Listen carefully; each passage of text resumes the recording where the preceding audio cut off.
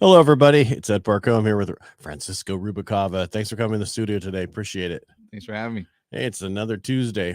What's going on? How was the weekend? Did you do a lot of open houses or? Not this weekend. It was a little bit calmer. I do try to do them though. I do like 3 or 2 a weekend typically. So 2 to 3 a weekend? Yeah. 2 to 3, 3 or 2. Just trying to help you there. No. Yeah. But yeah, it's nonetheless though. I mean, I was still busy with showings. Right. Yeah. Well, I mean, it's, we have a couple people need to get into contract and there's not a lot of places, I assume. Right. Yeah, no, and it's still, I mean, we're seeing more out there, but it's still competitive. For some of the people that have been in like the San Joaquin, like looking for like something close to like Bay Area, stuff like that too. Manteca is actually, from what I was showing, right? Like there's actually some good options that are still relatively low at around like 400,000 or so. Some of them even for like 375, but Really?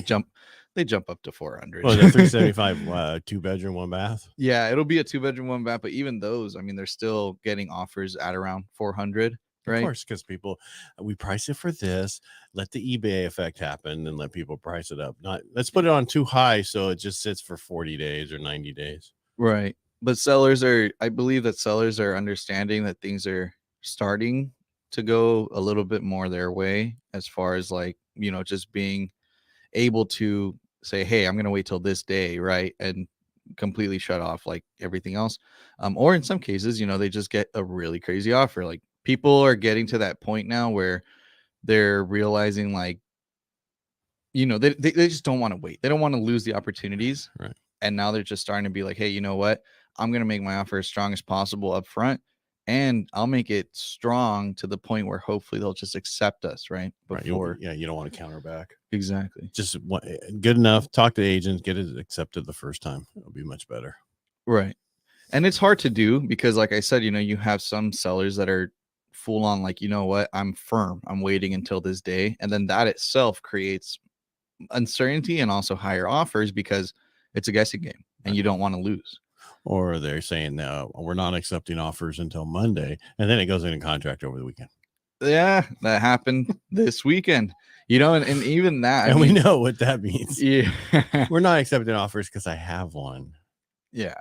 No, and you never know. I mean, granted, and in every situation, you have just some of these dilemmas and things that will come up. Yeah. And it's hard to explain. Yeah, I mean, somebody could have just said, hey, here's my offer. And they're like, we don't need to take any other offers. Let's just go. Or a family friend, somebody in the family, so you never know what happens. And I'm not talking the real estate agent's family or friend. We're talking about the seller. Right? Yeah. Yeah. And in a lot of those cases too, there's really nothing you could do about it. I mean, it's timing. And that's where we say, I mean, it's funny because they had already stated they were waiting until Tuesday. I was calling on Friday with the intent of having them accept us before Tuesday. Right. That was my intent. And he was like, hey, you know what? It's a little too late. Someone just did that. And I'm like, man, I felt really bad. Should have just sent the offer. Right. I mean, well, even in that case, I would have just sent the damn offer. And okay, I'm not saying you don't know what you're doing. No. Because you do. Because you've got my people into contract that most people can't get into contract. But what I'm saying is next time, just send it. You never know. Right. Yeah. Well, that case too was like, it was literally the morning. I mean, the way that it really happened was like, we saw it at 10 in the morning.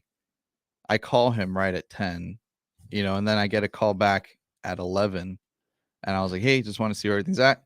It's gone. So it's like, I mean, I was on the road. I didn't even have the means of like sending anything out, which was unfortunate. And in those cases, again, we see what we see online and everything. And online, it'll say like, hey, during this time period, this is what's going to happen. But you can't always, take it for that. And I know like some people also say like in those cases where somebody says something and doesn't disclose that it could be preemptive, that I guess it's, breaking the rules or whatever.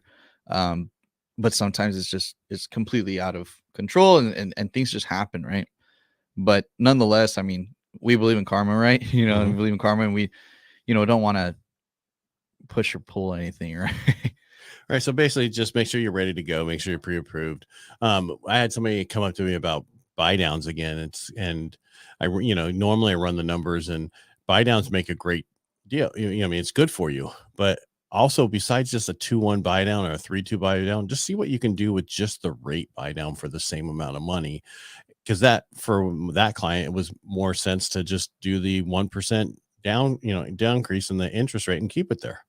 Because it's, on FHA, you got to plan to be in that house for about 5 to 7 years before you're able to refinance out of that, because you're putting 3.5% down, but technically you're not, because you're putting 3.5% down, but then they're adding on the 1.75 mortgage insurance. Right. So you only have about 2%, you know what I mean? So you have to realize you're about 98% something going into that. So you need 20% appreciation just to where you can refinance it. Yes, we potentially could do that in 1 year. We've done that before, but we just don't know what's happening going forward. So just plan on being in there for 4 to 5 years. Yeah. And the good thing too, like specifically like with the client we've recently been helping that chose that route, it does, it makes sense. It makes sense. And it's like for a while, the rate buy downs, it was just way too far off. But right now it makes sense. If you're like a little shy of that monthly payment that you want to be at, like we said, consider those options and don't just go straight for like the temporary rate buy down, because those permanent ones are doing just as good right now. Well, the problem with the 2-1 buy down is the fact that you start at the 6%, right? Just as an example, and you buy down to 4% the first year, 5% the second year, and then you're back up to 6% the third year and on. Why not be at the second year permanently?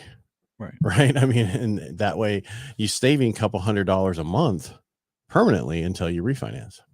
Yeah. And you could even wait for that right moment, because I mean, I know we expect rates to come down by the end of this year, but will they look even better within a year and a half or 2 years, right? So having that with a different administration, because of the LLPA that they just added, you heard about that, the conventional, where they're adding 1% cost to people with a good FICO score on Fannie and Freddie. So that's going through May 1st.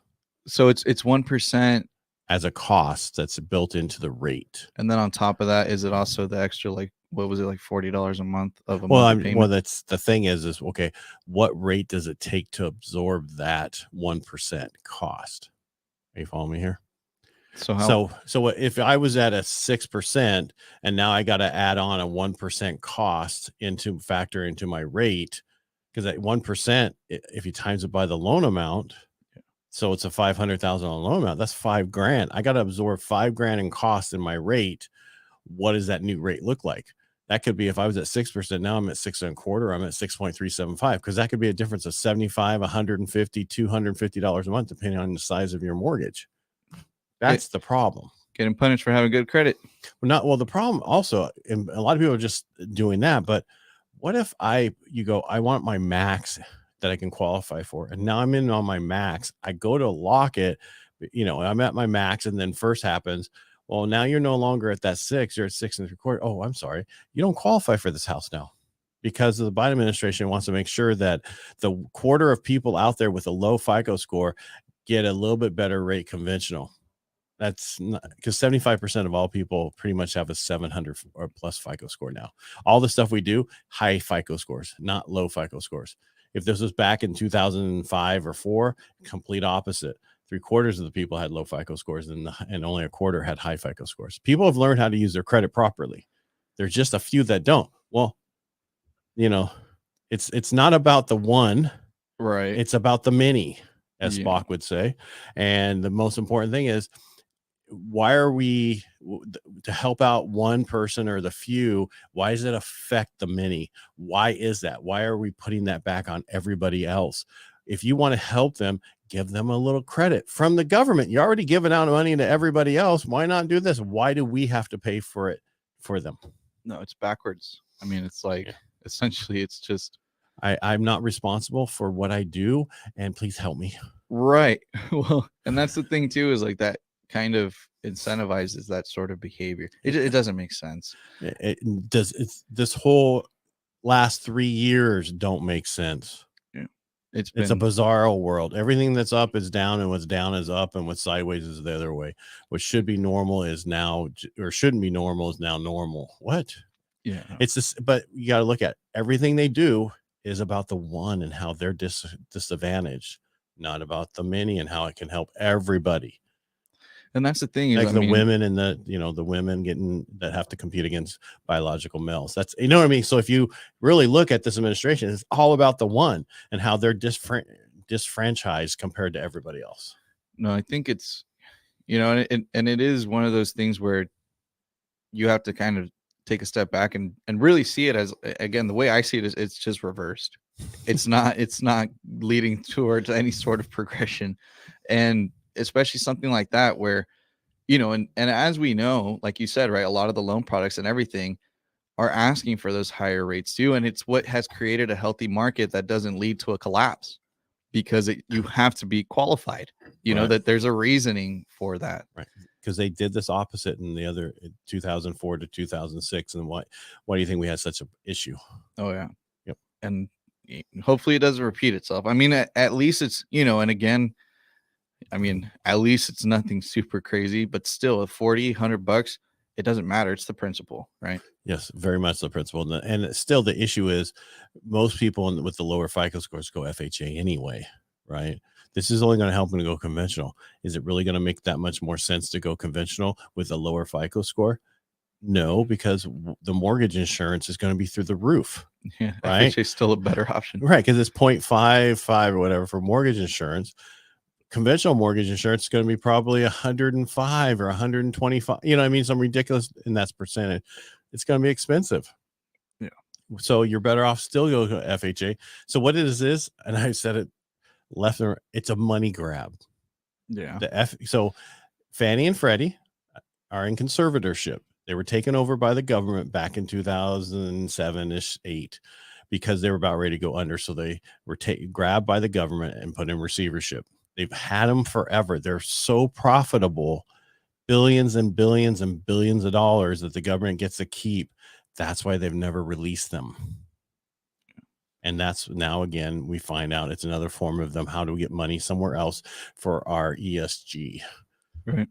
And the DREAM Act, the DREAM program. It's another way, right? Well, ESG is the equity stuff and all the social and governmental stuff. And it's like, I'm tired of it. I just want to be able to help people get into homes, have them live a good life. That's all I care about. This other stuff is just noise, and I hate it. Yeah, and it's loud. Don't listen to it. Yeah, good luck with that. Francisco, thank you for being here today. I'm Ed Parcaut. You can find me everywhere under Ed Parcaut. You can find Francisco Ruvalcaba at 209-493-2400. Reach out to him and myself, and we'll help you. Make it a